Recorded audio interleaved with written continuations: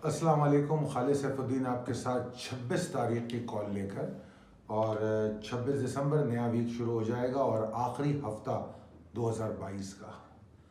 तो 2022 को good bye कहने का टाइम आ चुका है, और यकीनन जब ये साल क्लोज़ होगा तो फिर हम इस साल की स्टैटिस्टिक्स आपसे शेयर करेंगे कि कैसी मार्केट रही इस साल।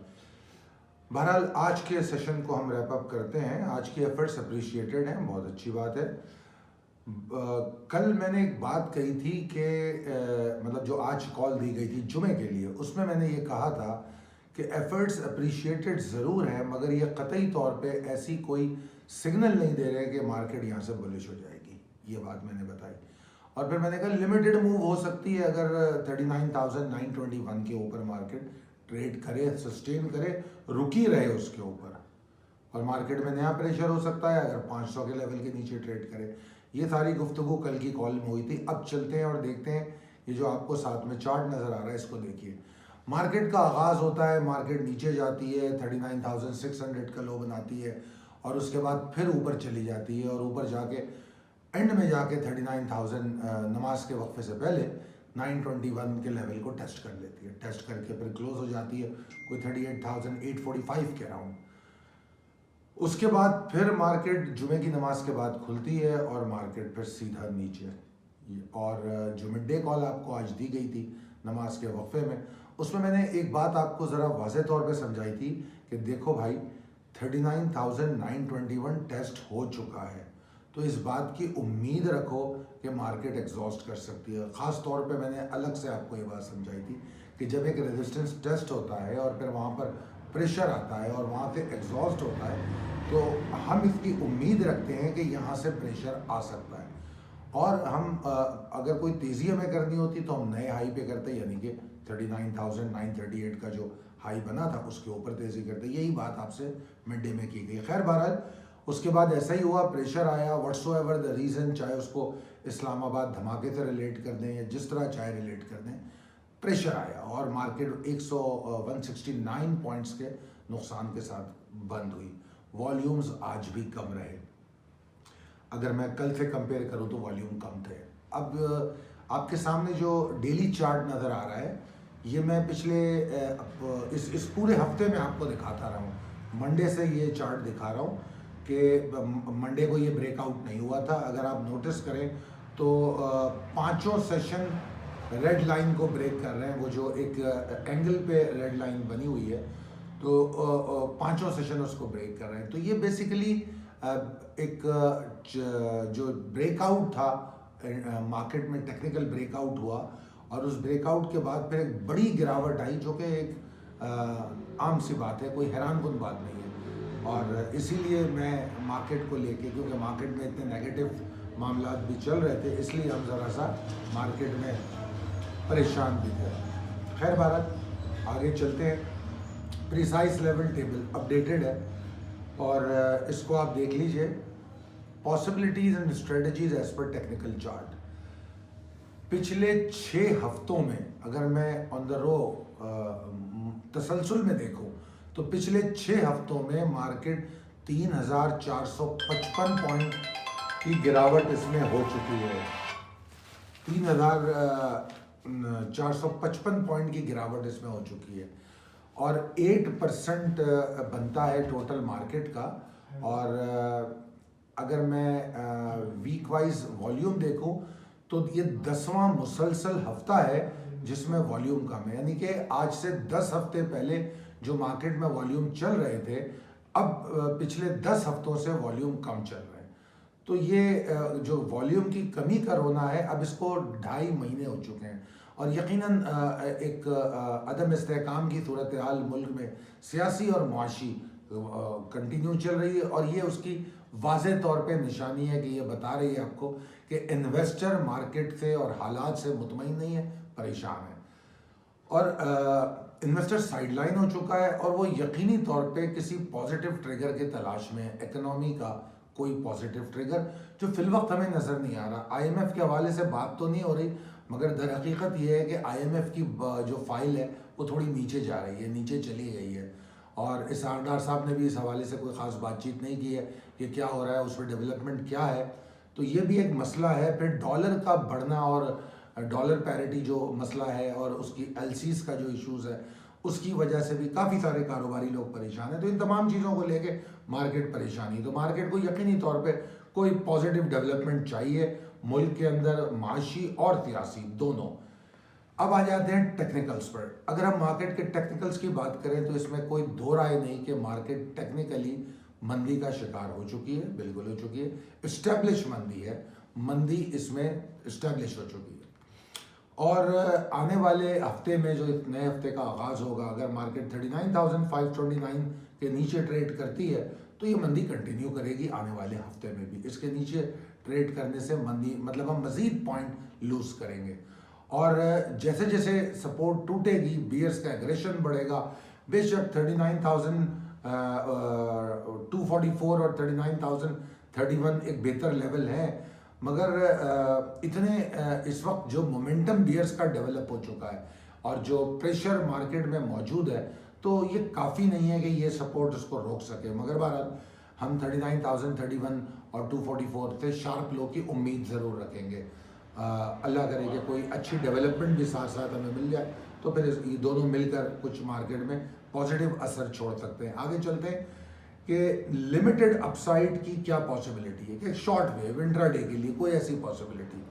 तो जनाब उसकी पॉसिबिलिटी वही है जो आज के लिए मैंने कही थी कि 39,921 का जो लेवल है उसके ऊपर वॉल्यूम जनरेट होते हैं तो एक लिमिटेड अपसाइड मिलेगी जिसमें आप short term trade, short term longs कर सकते हैं। ये पॉसिबिलिटी है 39,921 के ऊपर अगर मार्केट ट्रेड करती है। और अगर ऐसा नहीं होता तो यकीनी तौर पे market exhausted, lacklustre with no volumes ऐसी पोजीशन में रहेगी। तो अगर लॉन्ग करेंगे भी हम 39,921 के ऊपर तो उसको हम जब प्रॉफिट टेकिंग करेंगे तो वह हम शॉर्ट टर्म स्ट्रेंथ की पॉसिबिलिटी को भी तलाश करेंगे।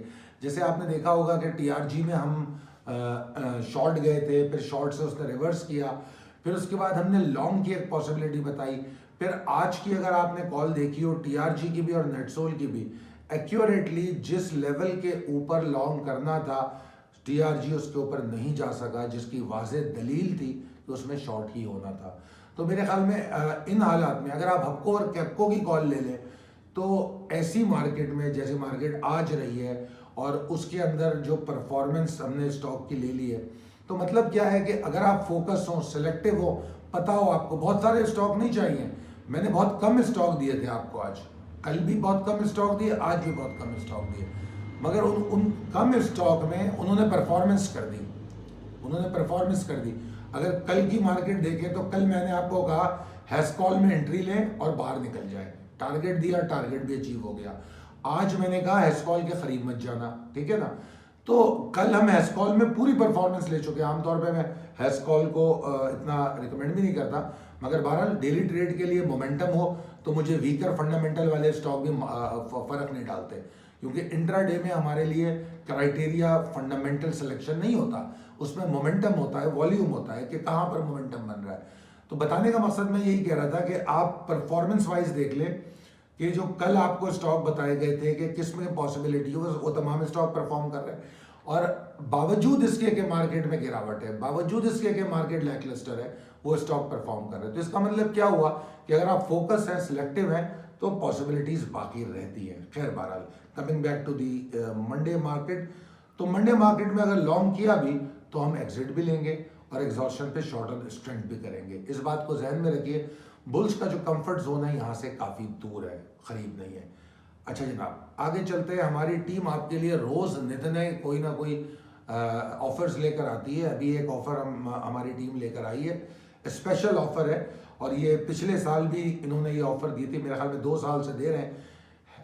नए साल के लिए ये लोग एक ऑफ़र देते हैं और इसमें जो हमारी सर्विसेज हैं इसको आप एक्सपीरियंस कर सकते हैं।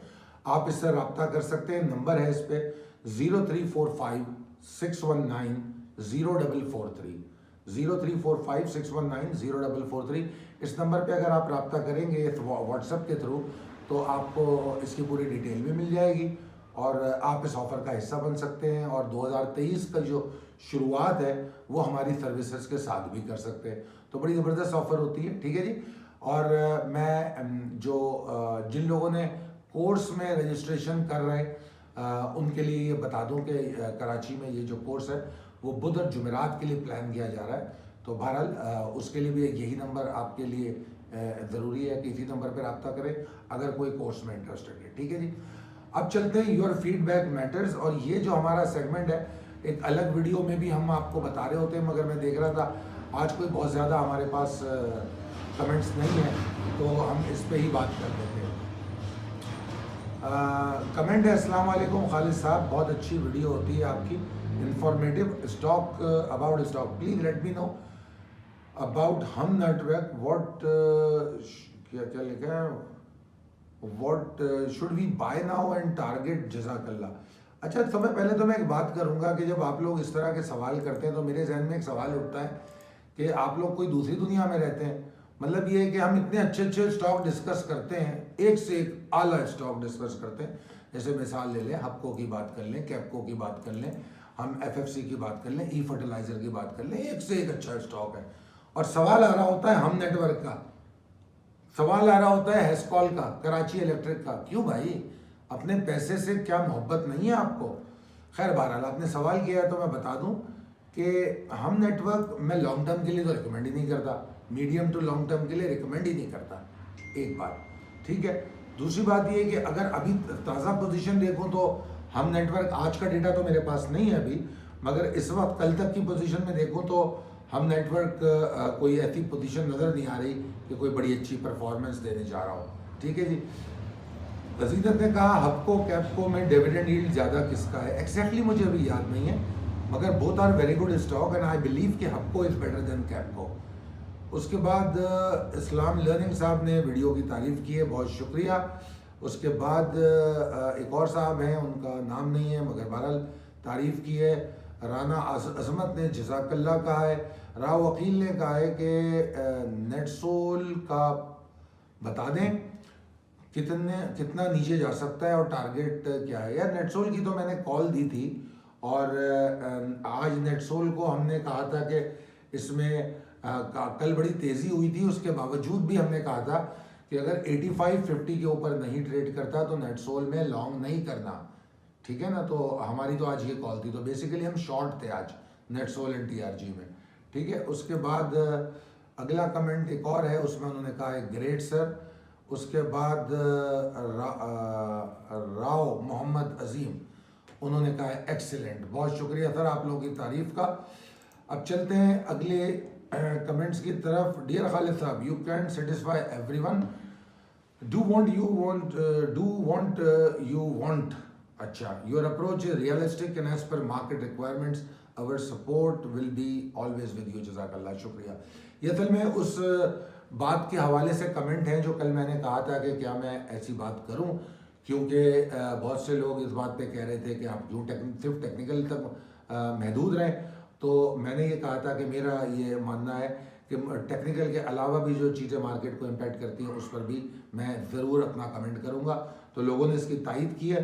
आगे एक और साहब कहते हैं light night gaming, sir ji you give good knowledge of to viewers, keep it up, your expression help us a lot. तो ठीक है सर, इंशाल्लाह हम जारी रखेंगे।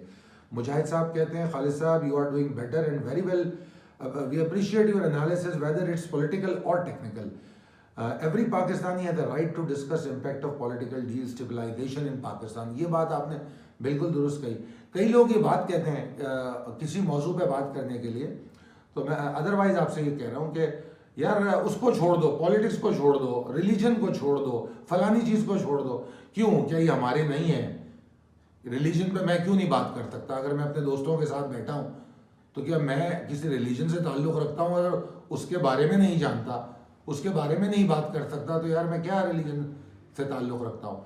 और अगर मैं पाकिस्तानी हूँ, 18 साल से तो यकीनन ऊपर हूँ, वोट भी डालता हूँ, तो फिर मेरा हक़ नहीं है कि मैं बात करूँ पॉलिटिक्स में? मैं अपने मुल्क की भलाई और बुराई कहाँ हो रही है वो देखूँ और समझूँ। बिल्कुल, बहुत शुक्रिया आप लोगों की तायद का। मैं यकीनन इस बात पर बात करता रहूँगा। बल्कि आप लोगों को एक बात और बताऊँ, अभी जो मौजूदा काबुल की सूरत हाल है, 2021 सितंबर की मेरी वीडियो है, वो डेली कॉल नहीं है, 2021 की मेरी वीडियो है सितंबर की, जिस वक्त काबुल फतह किया था, बड़े शादियाने बजे थे, बहुत शादियाने बजे थे। तो उस वक्त मैंने कोई 1 घंटे की वीडियो की थी काबुल के हवाले से, उसमें हिस्ट्री और इस रीजन की पॉलिटिक्स पर बात की थी, और मैंने कहा था खुदारा ये खुश होना बंद करो, ये बड़ी बर्बादी होने जा रही है।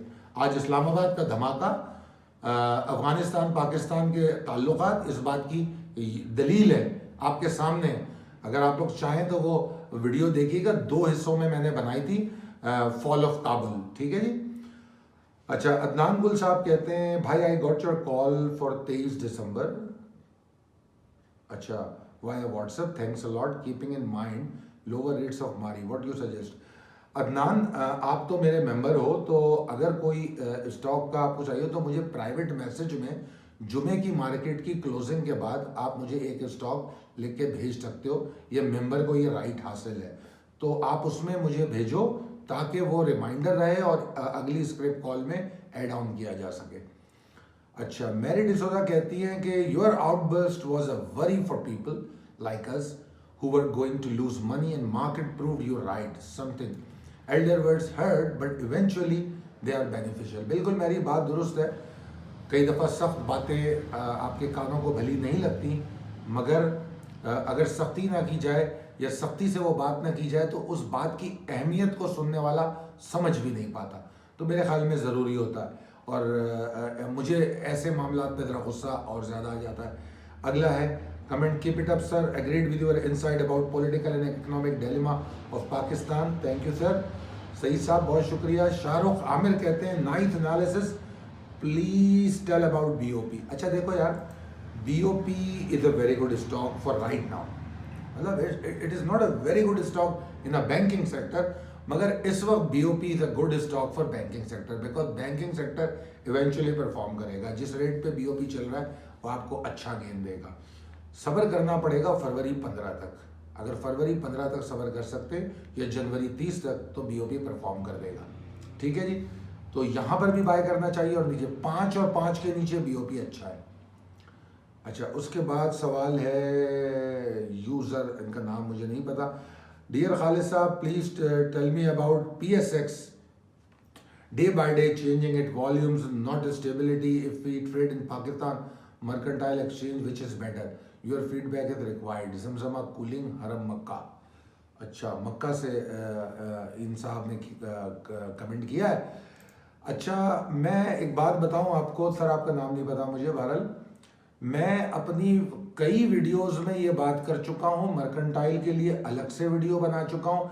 मेरी टीम छोटी छोटी वीडियोस एंड पोस्ट हर वक्त व्हाट्सएप और आपके सोशल मीडिया, ट्विटर और फेसबुक ग्रुप पे हमारे करती रहती है और बार बार बताती रहती है। और जब कोविड आया था 2020 मार्च में, उस वक्त तो मैंने ख़ास तौर पे एक प्रोग्राम शुरू किया था पीएमएक्स के लिए, क्योंकि अगर मार्केट में कोई प्रॉब्लम आएगी तो ये मर्केंटाइल एक्सचेंज है जो हमारे ट्रेडिंग को संभाल सकती है। तो मैंने लोगों को कहा था कि थोड़ी सी अमाउंट से यहाँ पर अकाउंट खोल लो, 20-20, 25-25 लाख के स्टॉक में अकाउंट खोलते हो। मुझे ऐसे अकाउंट खोलने को मैंने नहीं कहा, बहुत थोड़ी सी अमाउंट से आप अकाउंट खोल लो और आप जितना 20 लाख स्टॉक में लगाते हो उतना रिटर्न आपको मर्केंटाइल में मिल सकता है।